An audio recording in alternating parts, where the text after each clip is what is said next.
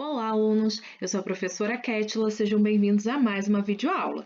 Nossa aula de número 22, que falará sobre máquinas simples. Então, nós daremos continuidade aos nossos estudos a respeito da força, agora estudando as máquinas simples. Bem, as máquinas simples, elas vão ser ferramentas ou instrumentos que facilitam o trabalho e a execução de tarefas simples. E nós começamos a ver isso, né, na nossa última live. Nós começamos a estudar essa parte. E elas vão funcionar aí basicamente alterando forças, pessoal, mesmo que seja somente para mudar o sentido dessas forças. E onde estão essas máquinas simples? Quando nós utilizamos uma tesoura, um alicate, uma roda, uma polia, um abridor de latas. Em todos esses casos, nós estamos utilizando máquinas simples, só que de fato elas são ferramentas ou instrumentos tão simples que às vezes passam desapercebido aí no nosso dia a dia. Porém, são máquinas extremamente importantes e que estão presentes, inclusive, em máquinas mais complexas. Para um liquidificador, por exemplo, funcionar, ele precisa ter engrenagens. As engrenagens, elas também são ferramentas, são máquinas simples, ok? Então, vamos começar aqui, ou melhor, retomar os nossos estudos sobre essas máquinas. Vejamos aqui a roda. Nós não sabemos ao certo, né, quando as rodas elas foram inventadas, mas diga-se de passagem que elas são extremamente importantes, né? Elas reduzem o atrito e isso facilita bastante o nosso dia a dia, né? A gente aplica bem menos força. Eu pedi até para vocês imaginarem uma cadeira, né? A gente senta numa cadeira que não tem rodinhas e para a gente arrastar essa cadeira é mais difícil devido àquela força atrito que age, né? Tá agindo ali ao contrário da força que você está realizando. E se uma cadeira ela tiver rodinhas, é muito mais fácil de movimentá-la, né? Agora, por que aí no livro de vocês tem esse título, roda e eixo? Porque essa roda, se vocês forem reparar, ela tem um eixo aí no meio. E esse eixo, inclusive, vai auxiliar para que essa roda transmita força para outra roda, por exemplo, né? Porque a roda do carro, né?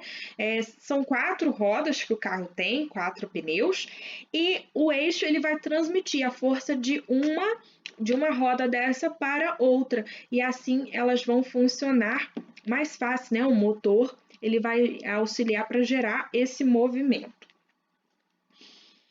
Então, seguindo aqui, vamos ver as engrenagens. As engrenagens, pessoal, é um elemento mecânico que é composto por rodas dentadas, como vocês podem ver aí, né? E elas vão se ligar num eixo rotativo e isso vai transmitir, né, um movimento. Agora, o importante que vocês percebam é que o sentido do movimento é contrário uma à outra. Então, elas realizam um movimento contrário, elas não estão se movimentando todas no mesmo sentido, vocês podem perceber isso aí. Mas aqui nós temos aí a aplicação das rodas. E como eu disse para vocês, nos liquidificadores, por exemplo, nós temos engrenagens. Em outras máquinas mais complexas, nós temos aí a presença de engrenagens, que vão transmitir o movimento, ok? Umas para as outras, conforme esse GIF que vocês estão vendo aí. Alavanca. Nós também falamos um pouco sobre a alavanca, né? Eu dei o exemplo para vocês da gangorra e vocês contaram até de algumas experiências aí na vida de vocês a respeito das gangorras e tudo mais, que é uma brincadeira, né? E nessa brincadeira é utilizada uma máquina simples, que é a alavanca. A alavanca, ela é uma barra que pode girar em torno de um ponto de apoio, e a gente viu que o ponto de apoio da alavanca era ali no meio, né? Agora, outros diversos objetos que a gente utiliza no nosso dia a dia, tem aí o princípio da alavanca, a tesoura, o alicate, o abridor de latas, né? Então, tem um ponto de apoio, até nós falamos daquela famosa frase de Arquimedes, né? Dei-me um ponto de apoio e eu moverei o mundo. Agora, uma coisa que nós devemos estar atentos quando nós falamos da alavanca é o seguinte, né? Que quanto mais distantes a gente tiver dessa haste aí, né? Quanto mais para trás aqui a gente tiver dessa haste fazendo a força. E quanto mais próximo essa haste ela estiver do objeto que a gente quer mover e mais próximo do ponto de apoio, menor vai ser a força que nós vamos ter que aplicar. Por isso, é uma máquina simples tão utilizada e tão importante. Lembram do espremedor de batata? Também foi um outro exemplo que eu dei para vocês, né? A gente faz força lá no final do cabo e a gente consegue espremer uma batata com facilidade. E coisa que se a gente fosse fazer sem a utilização aí dessa máquina simples, ia ser bem trabalhoso, não é mesmo? Agora, pessoal, uma coisa que eu tenho que chamar a atenção de vocês é para utilizar a realidade aumentada da página 22 do livro didático de vocês aí, nessa parte que fala sobre alavanca, plano inclinado, que inclusive é a próxima máquina simples próxima máquina simples que nós vamos estudar, nós vamos ver aqui agora. Tá? Então, sempre façam a leitura dessa realidade aumentada, porque é muito interativa, é muito legal e complementa bastante as coisas que nós estamos estudando aqui, ok? Então, outra máquina simples, né, na verdade, que nós começamos a ver na nossa aula foi o plano inclinado. O que seria um plano inclinado? Elas vão ser superfícies planas, rígidas e, como o próprio nome já diz, né, inclinadas em relação à horizontal, e elas vão servir para multiplicar a força. De que forma? Vejam bem, a gente chegou a discutir a respeito das rampas, né? Eu falei que as rampas, elas são a aplicação de um plano inclinado. Inclusive, pessoal, acredita-se, tá? Também não se tem uma ideia certa de quando surgiu essa máquina simples, porém, acredita-se que na construção das pirâmides tenha sido utilizado essa máquina simples aí, justamente porque ela facilita bastante o trabalho, né? Então, essa superfície horizontal, quanto mais extensa ela for, né, e não tão inclinada, digamos assim, né, mais ela vai facilitar o trabalho. Como eu disse para vocês, né, ela vai facilitar a elevação de grandes blocos, de objetos muito grandes. Eu até cheguei a mencionar. Imaginem só uma pessoa pegando um carro super pesado e tendo que colocá-lo em cima de um caminhão. Agora, utilizando uma rampa para fazer isso, é muito mais fácil conseguir colocar esse carro em cima desse caminhão, né? Ou seja, a gente vai diminuir a força. Esse plano inclinado vai estar multiplicando a força, para ser mais correto, para ficar mais correto na forma de falar, tá? Agora, as rampas, elas também vão ser uma aplicação bem interessante na questão da inclusão, né, de pessoas que são cadeirantes, por exemplo, então vai facilitar o acesso dessas pessoas a diversos locais, não é mesmo? Porque elas terão que fazer menos força utilizando essa rampa. Agora, as rampas não podem ser inclinadas demais. A gente sempre tem que lembrar disso. Agora, olhem só que interessante que nós vamos ver agora. Vocês já devem ter observado, ou se nunca pararam para prestar atenção, em um machado ou uma faca, como que é o funcionamento deles? Vocês sabiam que eles funcionam, o princípio, né, de funcionamento do machado, da faca, por exemplo, são planos inclinados? Olhem só, o machado é a junção aqui de dois planos inclinados. A cunha, que é esse objeto aqui, são dois planos inclinados juntos. E justamente a cunha é o formato do machado e da faca, como eu havia falado para vocês, são dois planos inclinados juntos. Então, com eles, com a cunha, né?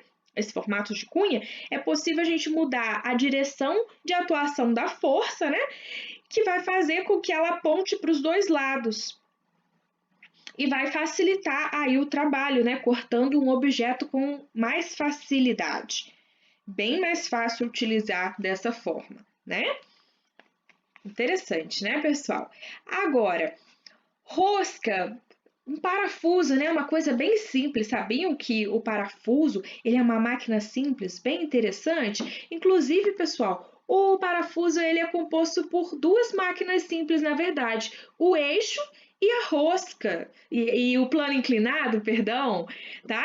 Porque um parafuso ele vai ser um plano inclinado envolvido em um eixo. Vejam só, se a gente fizesse um triângulo, né, no papel, conforme vocês estão vendo aqui, ó, um plano inclinado, e a gente envolvesse esse papel aí em um lápis, a gente teria, né, esse formato aqui, que é o formato de uma rosca. Então, mais uma vez, ó, a rosca, um parafuso, por exemplo, vai ser a aplicação de duas máquinas simples, o eixo e o plano inclinado. Então, aqui no caso da rosca, vai ser um plano inclinado envolvido em um eixo.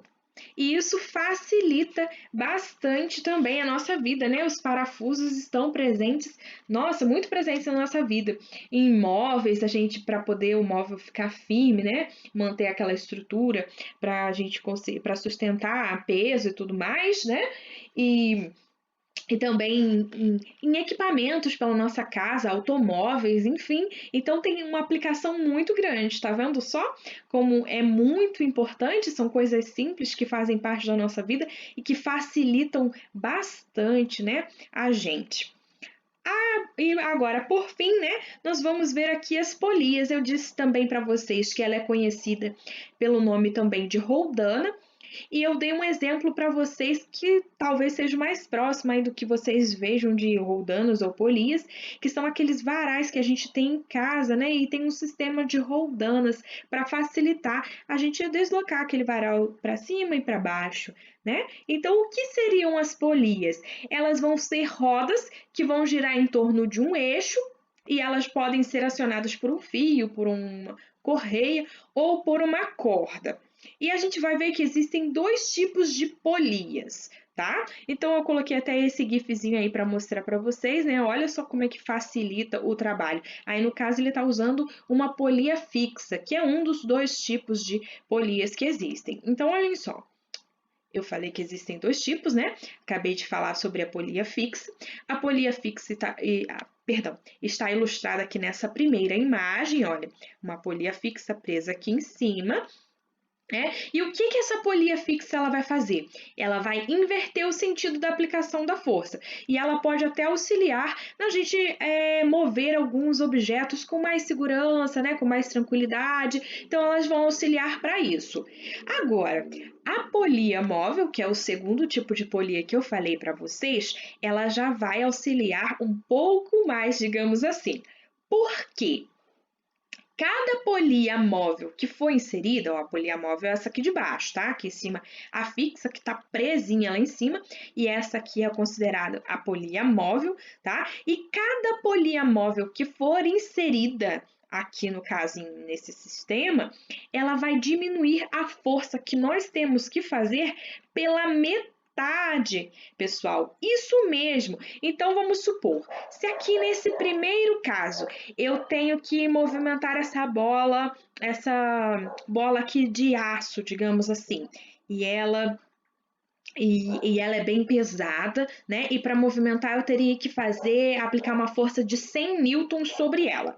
Tá? Isso não vai mudar, mesmo que eu coloque a polia fixa, eu vou ter que continuar aplicando 100 newtons de força aí para conseguir movimentar essa bola aí que é super pesada.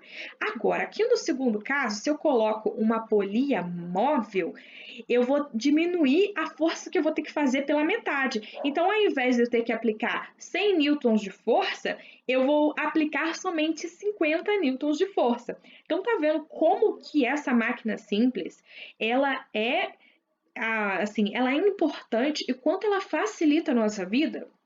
Inclusive, pessoal, tem uma atividade muito bacana para vocês fazerem utilizando a realidade aumentada, tá? Eu até escrevi aqui no cantinho, né? Da página 24 do livro didático de vocês.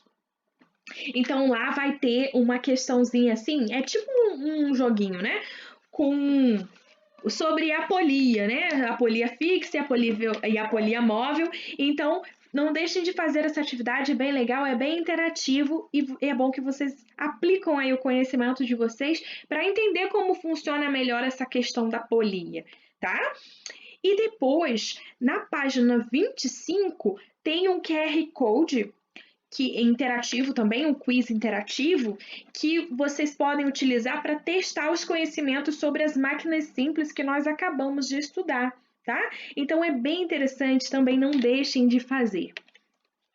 Vocês vão ver o quanto essas máquinas simples elas estão aí presentes no nosso dia a dia e o quanto a gente aprendeu sobre elas, mesmo que elas sejam bem simples e não tem nada de complicado aqui em entender o funcionamento de cada uma delas, não é mesmo?